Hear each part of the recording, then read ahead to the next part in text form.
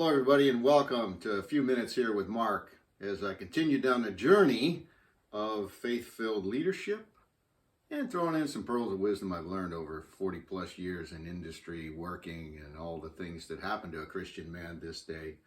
Today I want to talk to you about King David. King David was in the readings today that I was reading and meditating upon. Now, he's the greatest king ever. God said that David was a man after his own heart. He loved David. And today's reading was about David sparing Saul when he had a chance. Saul's found a cave. He's in a cave and he's relieving himself. Okay, we all know what that means. And David snuck up and cut a piece off his mantle and then went outside after David left and said, look, you know, I could have taken your life and I didn't. I spared it. So he had this kindness and this generosity about him. Now, he was still a youth back in that time. And we all think of that story and we remember those things. But let's fast forward a little bit. King David. King David, ready? King David is the same guy that went into the temple because he was fleeing Saul and needed to feed his men. And he goes in and he takes all the food. That was an egregious error. That food was reserved for the high priest and sacrificed to God. David walked right in and took it. Think about that. The next thing I recall about David, that I just love this guy for all of his life. He's real.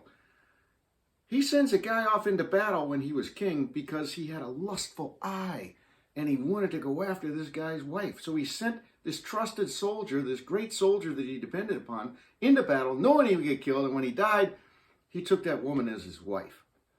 Man, this guy was a sinful person. Hey, you know why I'm telling you this? It's real. You're a sinful person. I'm a sinful person. But David went to God in reconciliation. He went there. He went to beg for mercy and kindness. He was the leader of the Israel people. He was anointed. He had the blessings to go in and do anything and everything, and God was going to support him and love him. And he went off and did his own thing, didn't submit, didn't follow his heart. He hardened his heart and didn't follow it. So here's the lesson for you today. Is your heart hard? I know a lot of times mine has been. Do you need to do a little housekeeping in your heart? Well, if you do, subscribe to this channel and go over to Patreon and look at my channel over there. I got a ton of information I'm posting to help you clean out your heart. I come to you from a God point of view. I'm a welder by trade, turned billion-dollar sales rep, turned businessman, and now I'm focused on being a men's leadership mentor, and even more specific, a Christian men's leadership mentor. Why? Because we're a bunch of wimps. We're falling off the wagon. We're not warriors. We're not leading like we're called to be led. We're not doing that. Look at David. Chosen. Man after God's own heart. And yet they just publish these sins that he did, and it's there to prove a point. We're all worthy, no matter what you've done, what your past is, mine included. You seek reconciliation, you're worthy. You don't seek reconciliation, you're probably going to die a horrible life. Why do I say that? Because you're going to suffer tremendously. You're going to go through all kinds of crap you don't have to go through. I know it's a little bold, but I've been known to speak the truth. And sometimes the truth gets loud. Sometimes I say things that are unfiltered. They just pop out of my head.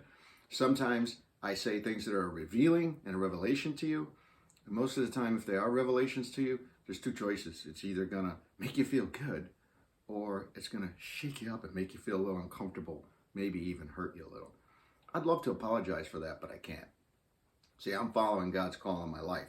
I've taken everything that I've ever created that I used to get paid millions of dollars for, and this stage of my life, I'm giving it all back to God because he's the one that gave it to me. So come with me on a journey. Hear my story. Meet some people that I've mentored and coached over the years, and grow with us in your God-centered life as you become the best person you can be. And what does that mean? That means to achieve something I call equilibrium. Equilibrium is the sum total of all the balances in your life, and there's really only 5 of them. I call it 5 pillars: spiritually, emotionally, mentally, physically, and financially. So come and learn, come and grow, and we'll interact together. God bless you and have a great day. If you like what I'm saying, scroll down, subscribe to this channel, and share this message with the people that you know the best, care about the most, and love the most. It'll be very helpful to them. God bless you and have a great day. And talk to you soon. Bunch of links down here if you want to hook up on anything.